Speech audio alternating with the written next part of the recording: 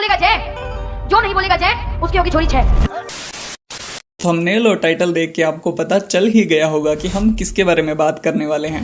Video शुरू करने से पहले let me clear one thing to all of you guys कि ना ही मैं कोई नास्तिक हूँ और ना ही जया किशोरी से मेरी कोई पर्सनल दुश्मनी है।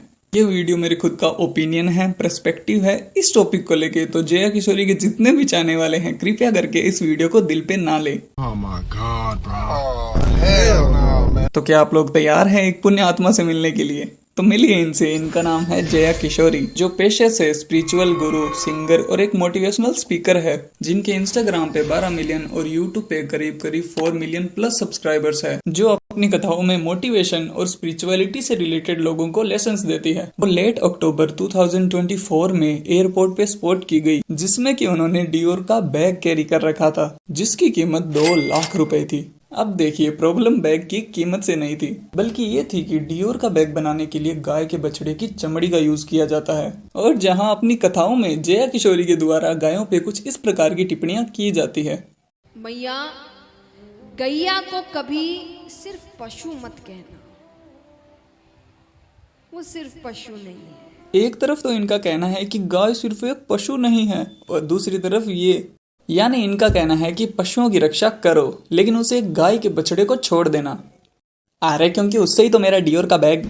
जब लोगों ने इस चीज को नोटिस किया और उन्हें क्रिटिसाइज किया, तो इन्होंने अपनी गलती मानने की बजाय अपने पक्ष में कुछ ऐसा कहा।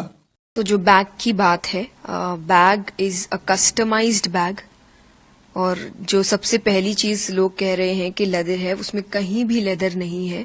वो एक कस्टमाइज बैग है, और कस्टमाइज का मतलब कि आप अपनी मर्जी से बनवाते हैं, इसलिए मेरा नाम तक लिखा हुआ है उसमें। तो इन्होंने कहा कि वो बैग इन्होंने कस्टमाइज करवाया था, which is absolutely not possible, क्योंकि डियोर की जो वेबसाइट है उस पे साफ साफ लिखा हुआ है कि आप बैग पे सिर्फ अपना नाम कस्टमाइज करवा सकते हैं, पूरा का पूरा बैग कस्टमाइज नहीं होता है। और उसी के बाद इन्होंने खुद की तुलना राजा से की।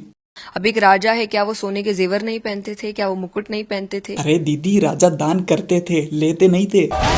और गाइज, दीदी और आप मैंने सार्केज्म में नहीं बोला है, ये मुझसे बड़े हैं और मैं इनकी बहुत इज्जत करता हूँ, इसलिए कहा है। अरे आप सुधर क्यों नहीं जाते?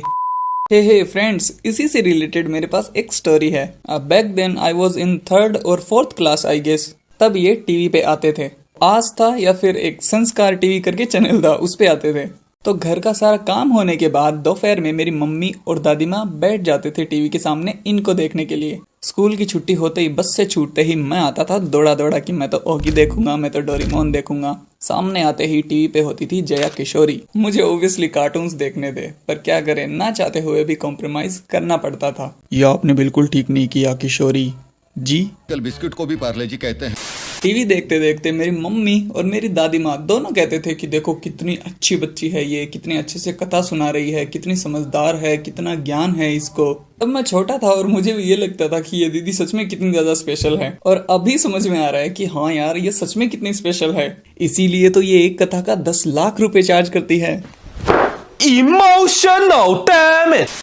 देखो गाइस, प्रॉब्लम इनके महंगे बैग, ब्रांडेड कपड़े और यहाँ तक कि इनकी महंगी गाड़ी से भी नहीं है। आप लोगों को समझना होगा कि एक तरफ तो ये लोग कहते हैं कि आपको सांसारिक मोह माया से दूर रहना चाहिए, और आप लोगों के पैसे धर्म के हित में काम आने चाहिए। तो भाई आ तो रहा है धर्म के हित में ना, अरे गाड़ियों और डियोर के बैग में। पकड़ लिया साड़ू, पकड़।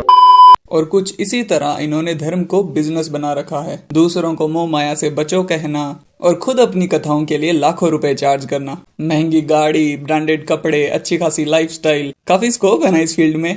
और मैं अपनी गारंटी नहीं लेती। और ये सब ये आज से नहीं, जब ये 7 साल के थे तब से कर रहे हैं। ये पीछे द लल्लन टॉप शो में भी गए थे। वहाँ इंटरव्यूअर ने जब इनसे इनके शौक पूछे तो इन्होंने कुछ ऐसा कहा। मुझे फोन्स का बहुत शौक, ऐसे मैंने और भी किए हैं पर ज्यादा कंफर्टेबल मैं एप्पल के साथ ही रही हूँ। इनका कहना था कि मैं एप्पल के साथ हमेशा से कंफर्टेबल रही हूँ, वैसे ही ना जैसे डियोर के बैग के साथ। अरे तो क्या प्रॉब्लम है यार, एप्पल के फोन्स का ही तो शौक है। ऐसा तो कुछ है नहीं कि वो हर साल जिद करने लग जाती है। पर मुझे हर नए, मतलब जो नया निकलेगा मुझे चाहिए। अभी 15 वाला चल रहा हो। इतना तो मतलब चलता ही है। ये कौन सा ऐसे बच्चों की तरह जिद ही करने लग जाती है कि मुझे तो आते ही चाहिए, मुझे तो उसी दिन चाहिए। तो मुझे धनतेरस पे चाहिए पापा। और मैंने बोला मुझे चाहिए धनतेरस पे। अरे वाह, फिर तो आप बच्चों से भी ज्यादा जिद्दी हो। So that's it for today guys. This video is only for entertainment purpose. तो किसी से भी किसी भी तरह का कोई हेट नहीं है। और जाने से पहले एक छोटी सी लास्ट रिक्वेस्ट है आप सभी से कि अगर आपको वीडियो पसंद आई है तो वीडियो को लाइक करके चैनल को सब्सक्राइब जरूर करिएगा और कमेंट करके बताना कि आपको वीडियो कैसी लगी। मुझे अगली वीडियो किस टॉपिक पे लेके आनी है वो भी आप कमेंट करके मुझे सजेस्ट कर सकते हैं। सो तब तक के लिए good bye, take care, love you and always remember, प्यार लो प्यार दो।